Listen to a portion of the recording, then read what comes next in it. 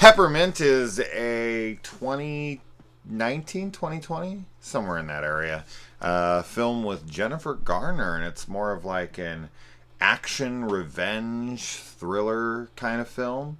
But yeah, man, this is like almost a death wish for women in a way. It's pretty cool. I quite like this.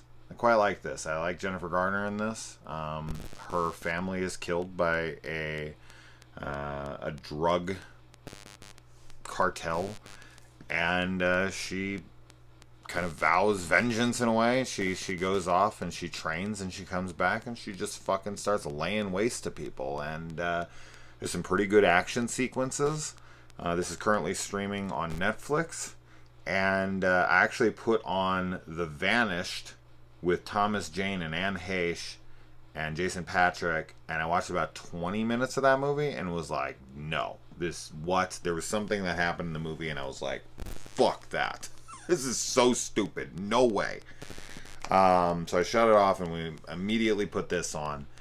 And yeah, I really enjoyed this. The only real issue I had was the main antagonist, the main villain guy, the leader of the cartel. I just didn't buy him as like this tough gang leader dude. He didn't sell me on that at all. He had a lot of like very stereotypical looking gangster dudes around him, and he just himself felt out of place for me.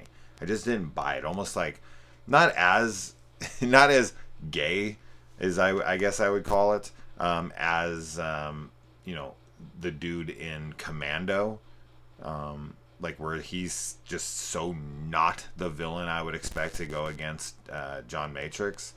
But this guy, he's just, I don't know. I don't take him seriously. Did I say Commando? I think I meant to say Commando there if I didn't say Commando, but that's the film I was referring to with John Matrix in case you couldn't figure it out. But the villain in there. But yeah, if you like these action revenge films, definitely check this one out. Jennifer Garner's pretty badass in this. She kind of reminds me of like Sarah Connor in Terminator 2. She kind of got buffed up. She looks like she knows what she's doing. She handles her weapons well, and her fight sequences are pretty good, and her performance is solid. This is a cool film. This is definitely, I mean, it's not something I would watch a lot or anything, but as a one-time watch, I thought this was pretty damn cool. And if someone was like, hey, you want to check, throw this on, and I had nothing better to do, I would definitely check this out again. I thought this was a fun watch.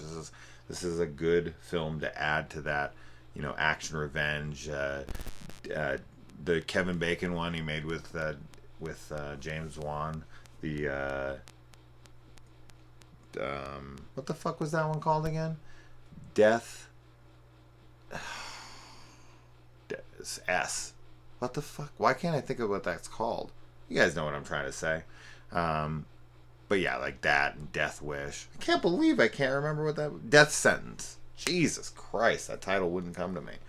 But yeah, if you dig those kinds of movies, definitely check this one out. This was also released around the same time as Ava, which is the Jessica Chastain assassin movie. I watched that as well, like a couple weeks ago. I didn't review it. I didn't really talk about it, but I didn't care for it much. It just didn't do much for me. I didn't get involved in the story at all. I thought that there was too much branching off. Like they didn't know where to focus their attention in the film, and I kind of just got lost along the way, not caring about almost anything.